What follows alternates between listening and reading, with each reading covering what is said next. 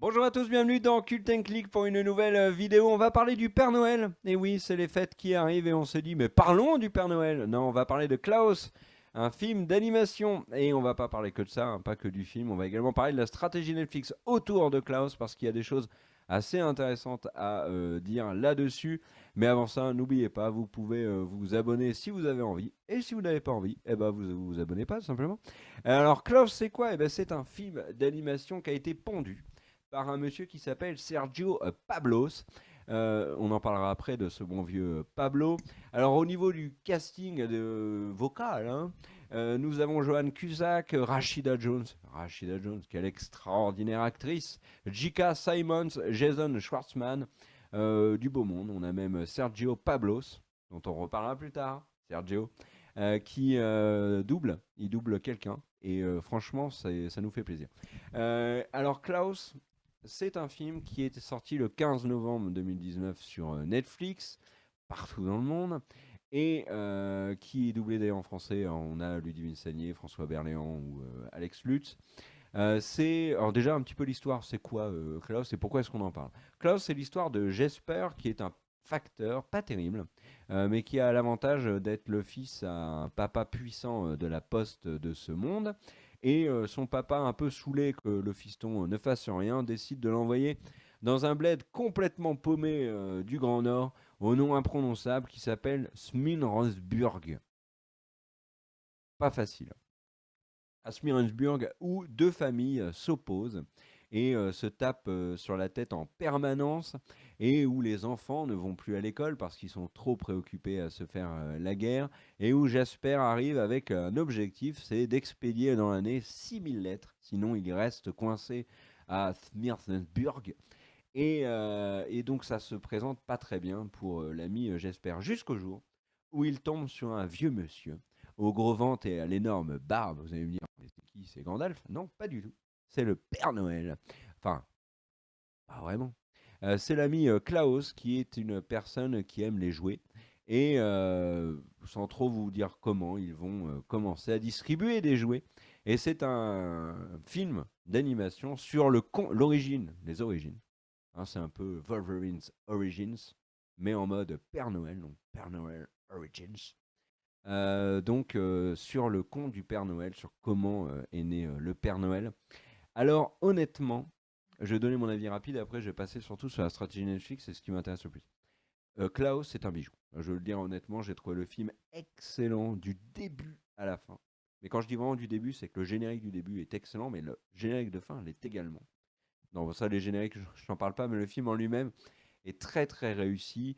La première partie où on n'est pas encore dans le conte du Père Noël, c'est une partie qui euh, est très drôle, très bien écrite. Les vannes passent, tous les personnages sont réussis. L'institutrice, j'espère aussi, qui n'est pas du tout un héros antipathique. Sa situation prête à rire.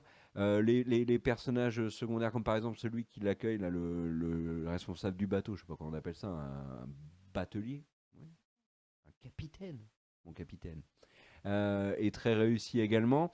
Et, euh, et vraiment, cette première partie marche bien. Et elle est à l'image de tout ce qu'il y aura dans le film, c'est-à-dire que Klaus parle aux enfants. Alors les petits vont adorer cette partie parce qu'il y a plein de vannes qui marchent très bien et qui sont très drôles et qu'ils peuvent comprendre. Mais les adultes aussi, parce qu'il y a plein de... On peut lire à travers les lignes, il y a plein de second degré dans cette partie-là. Et quand le film rentre plutôt dans le côté un peu conte du Père Noël, ben, c'est là où moi je pensais qu'il allait perdre un peu en qualité parce que le début était vraiment pour le coup très réussi. Et en fait, pas du tout. Il est toujours aussi fort, il est même de plus en plus fort en abordant des thématiques qui sont autres, comme le deuil, comme la solitude, comme le partage, bien évidemment la féerie de Noël, les enfants, l'enseignement et tout. Enfin, et le film est vraiment il y a plusieurs lectures, il y a plusieurs grandes parties qui se dégagent de ce film, mais elles sont toutes aussi réussies. Et c'est un film qui, moi, m'étonne énormément. Et qui m'a beaucoup plu. Et d'ailleurs, c'est partagé par. J'ai vu personne dire que Klaus était loupé. Donc, ça ne veut pas dire que c'est vrai, hein. Vous ferez votre propre avis. Mais c'est une très très étonnante surprise sur Netflix. Et passons justement à la stratégie de Netflix autour de Klaus. Il y a deux choses à soulever. La première, c'est ce que tout le monde a dit ici et là, c'est que le film a été mis en ligne gratuitement le week-end de sa sortie, les 15, 16 et 17. Il était disponible gratuitement sur Netflix sans que vous soyez abonné à Netflix. Et ça, c'est pas loin d'être une première. On sait, l'ami Bigby qui malheureusement n'a pas pu faire cette vidéo avec moi à cause d'un empêchement. euh, alors je dis ça dans 3 vidéos, mais c'est parce qu'en fait j'ai enregistré les 3 vidéos à la suite, hein. Il a eu qu'un seul empêchement, hein. L'ami Bigby disait que les plateformes d'animation avaient tendance à faire ça, c'est-à-dire mettre en ligne des animes pour faire de la pub gratuitement et ensuite le reste était disponible en premium.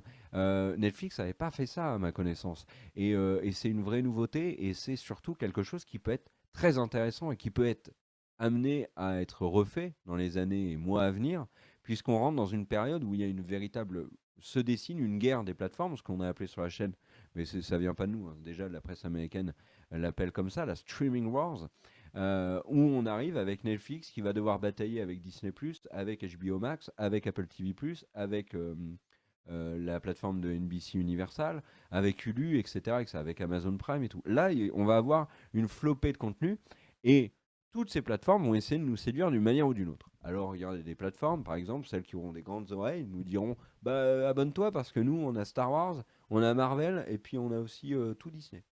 Donc ça, c'est un argument de poids. Mais les autres plateformes, bon, bah, par exemple, on voit que HBO Max est allé récupérer des séries qui sont très demandées par le public. The Office, Friends. On a NBC Universal qui aussi casse la baraque. Je confonds peut-être entre NBC et HBO, faudra vérifier, mais peu importe. Là, c'est pas le sujet. Mais toujours est-il que voilà, les grosses séries comme Friends, The Office, on a Malcolm, Big Bang Theory, deviennent, qui sont des séries très très regardées aux États-Unis, sont au cœur vraiment de cette streaming wars. Et là, Netflix, bah, ils ont eu une bonne idée en fait. Ils se sont dit, bah, nous on a un film qui a, à notre avis, tabac sévère. On va le mettre gratos pendant 3 jours, histoire de montrer aux gens qui ne sont pas abonnés à Netflix, déjà, bah, qu'on est hyper sympa, on met un truc gratos en ligne. En plus, c'est l'esprit de Noël, c'est le cadeau et Netflix l'a très bien vendu. Et deux, bah, potentiellement, si vous avez kiffé le film, vous allez peut-être vouloir vous abonner à notre plateforme.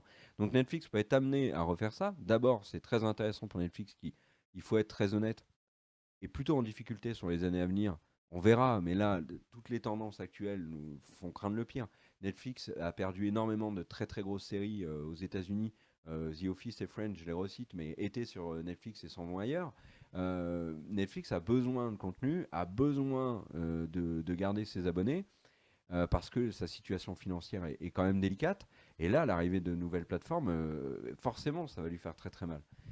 Si elle arrive avec des promos comme ça, avec un contenu de qualité qu'elle va proposer pendant quelques jours gratuitement, à séduire de nouveaux abonnés, bah franchement c'est un coup extrêmement bien joué de la part de Netflix. Et on peut imaginer que d'autres plateformes seraient amenées également à le faire. Je pense par exemple à Apple TV+, qui là pour l'instant est regardé par ceux qui suivent attentivement les séries et qui savent que sur Apple TV+, il y a des bombes en termes de séries. Mais sinon, pour le très grand public, si Apple TV+ se débrouillait pour avoir un accès gratos, par exemple, alors vous allez me dire, il y a les périodes d'essai, oui, mais c'est pas des coûts, on l'oublie qu'il y a une période d'essai. C'est pas un coût promo qui va être relayé par la presse, qui va être relayé sur les réseaux sociaux, etc. Si Apple dit, bah voilà, pendant une semaine, toute la série ci avec Jason Momoa est dispo gratos, peut-être que ça va attirer des gens. Donc c'est un procédé qui, à mon avis, va devenir important dans les années à venir dans le cadre de cette streaming wars. Donc c'est pour ça que c'est un des éléments qui m'a beaucoup intéressé autour de Klaus. Et l'autre élément, c'est que on va revenir sur l'ami Pablo. Sergio Pablos, bah, c'est pas un no-name, c'est pas un random péon, comme diraient les joueurs de Warcraft 3. C'est un mec qui a bossé sur énormément de films animés Disney, notamment La Planète au Trésor, Tarzan, etc. Et qui a aussi beaucoup bossé et co-créé notamment Moi Moche et Méchant. C'est une pointure, disons-le honnêtement.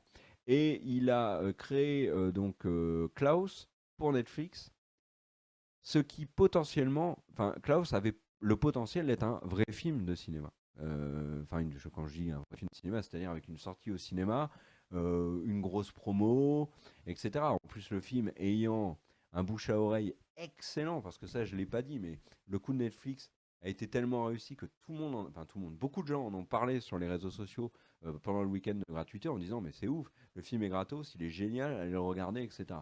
Donc, et là, on a donc un film d'animation qui avait un énorme potentiel ciné, qui sort directement sur Netflix, et ça, à mon sens, c'est une première.